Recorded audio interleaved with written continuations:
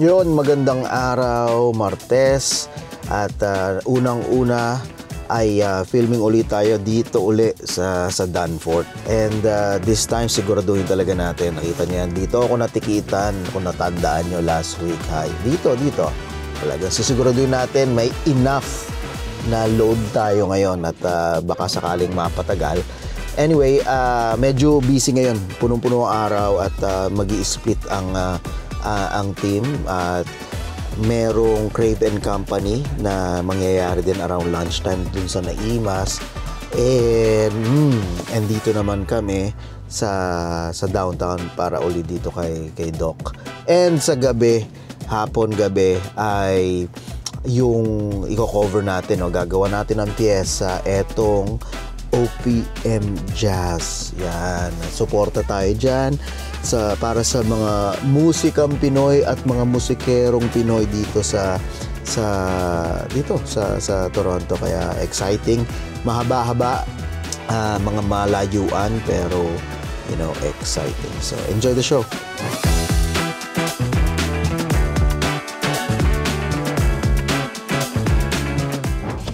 Aalis kami ng office ngayon and we're gonna go and film Crave & Company. And we have Jill in the back, our lovely intern, and our special guest ay Surgeon Extraordinaire Dr. Michelle Quinto Araneta. Para ko siyang minura. Makikikain. Ayan. So, sa lahat ba naman ng araw na lalakotsa kami, ano yan, low bat? Ibig sabihin, namatay lang yung screen. Pero nagre-record pa rin. Okay. So, kung kailan kami lumabas para lang mag-crave ng something, you'll find out what it is. Talaga namang bumalik naman tong wintry weather na to. So, surprise, Shell! This is for you! Ganun na. Yeah, she saw some snow. Pero itong show na to, type namin kasi we really get to be ourselves but at the same time, make content and enjoy the company. Hindi lang nung sinasama namin dun sa pupuntahan namin, pero yung mga vendors at yung mga store owners na fini-feature namin. And sana mag-enjoy kayo when it actually comes out both on TV and on our YouTube channel.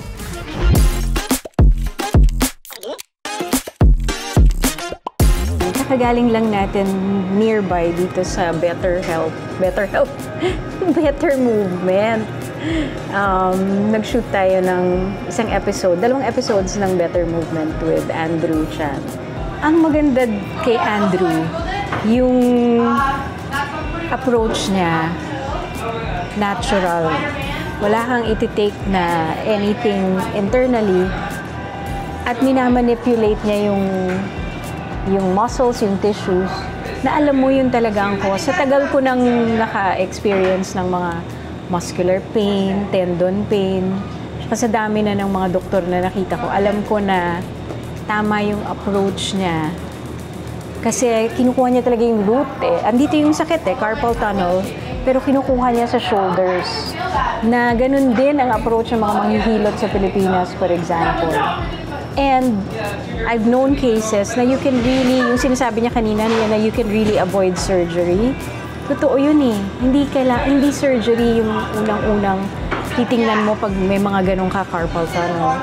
Marami na akong kilala na nagpa-opera na hindi naman gumaling, na afterwards kailangan pa rin nila ng therapy. So dapat nag-therapy na lang sila in the first place na minsan pwedeng gumaling. But then not everything, kagaya ng sinasabi ni Andrew.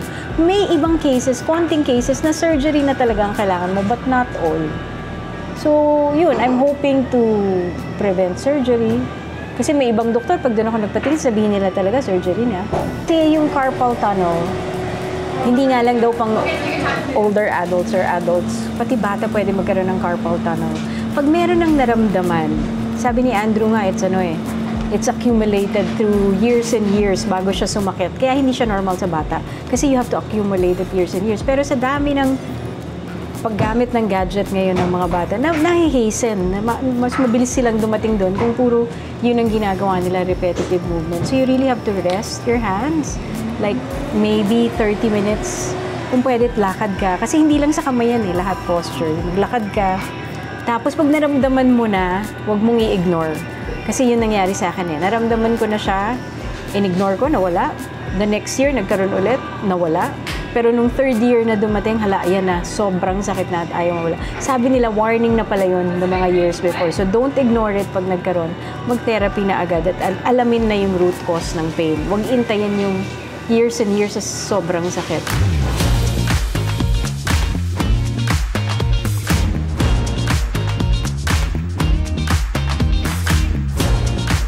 Sa ngayon, ako yung in charge muna sa behind the scenes na nangyayari for Craven Company. Ayan, habang sila dyan nag-film for that. Nag-message sila sa akin kailan ba? Nung Sunday yata, tinatanong yung pagpunta dito. Ina-ask nila ako about details, kung pupunta ba ako. Sabi ko, yeah, pero magka-camera lang kasi ako para na-expect yata nila. On-cam ako. Ayun, kasi ako yung kumontak siguro. I mean, part naman siya ng usual naman siya sa Filipino TV, all around. Minsan ikaw on-cam, minsan ikaw behind the camera. It's the FTV life.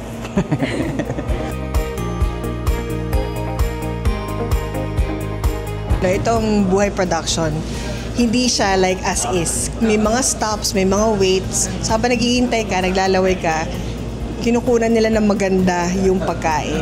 I'm very happy to be working with my sister because that will never happen otherwise. Whenever she's available, sinasadya ko talagang isala siya dun sa ginagawa natin sa FTV. Kasi... Your kid to work. She's not my kid. Kasi ano yun kasama yun sa kwento nating Pilipino na sometimes talaga yung pamilya mo, hindi mo kasama, they're at the other side of the world. Pero okay lang, when they're here, it's like no time has passed at all. So, and then you stuff your face.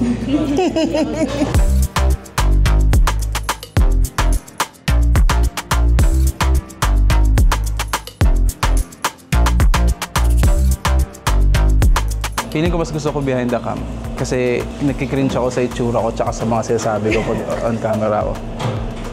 Siguro pag gumawa po na ako, pagluta, ganyan, botox. Yun, baka magkaroon ako ng con. Pero hindi, nakikringe ako lagi sa sarili ko pag on cam. Work in progress, learning experience. So we have non-caffeinated and caffeinated drinks po. So for non-caffeinated po, we have strawberry Yakult, and then strawberry Milky Way, and then blue lemonade po.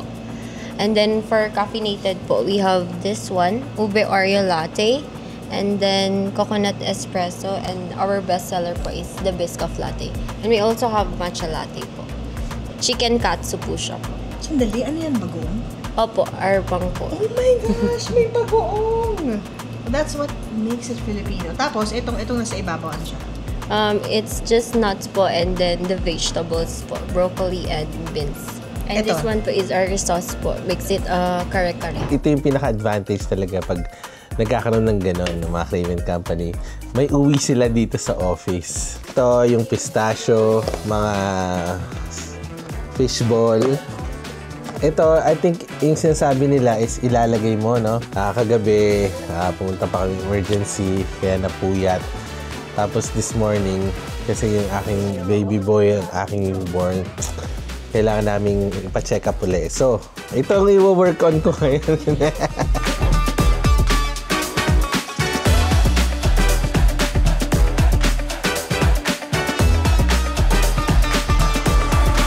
Nag-note-taking ako para mas madali sa editing. Basically, nakikita ko kung ano yung mga sinabi niya, tsaka yung sequence. Pag meron ako nilagay na certain words na sinabi niya, alam ko na after nito, yun yung gusto kong kunin or before nito. Pretty much, I can see the timeline. Tapos, kung meron siya sinabing strong na gusto kong kunin as real, yung gusto kong parang quote niya, yun yung nilalagay ko yung start. First 3 words, kasi kailangan bumalik ka na naman makinig ka. First 3 words, tapos nilalagay ako ng check para alam ko yun, ito yung kukunin kong real. So yun, alam ko yung pwesto niya dun sa sequence ng pinag-uusapan. So yun yung SOP. Although, ideally kasi nakikinig ka talaga eh. Kaya maganda rin yung i-on mo yung voice app. Tapos dun mo nalang balikan. Ngayon yun yata yung gusto kong gawin in the future. In the coming episodes. Kasi pakinggan mo na lang siya another time.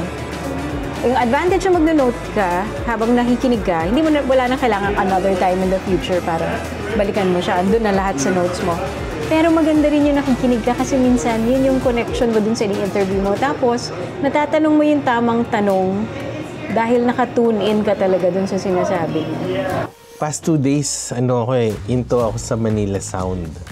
Manila Sound is yung era nung around 60s, 70s, late 60s, early 70s ng OPM music. Kumbaga, yun ang simula ng OPM, yung Manila Sound. Yun yung lumabas yung Hot Dogs, yung Manila, tapos yung panahon ng mga VSTN company.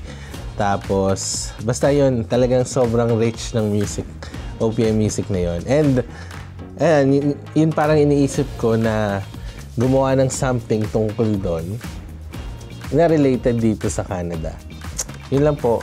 At thank you, Naimas.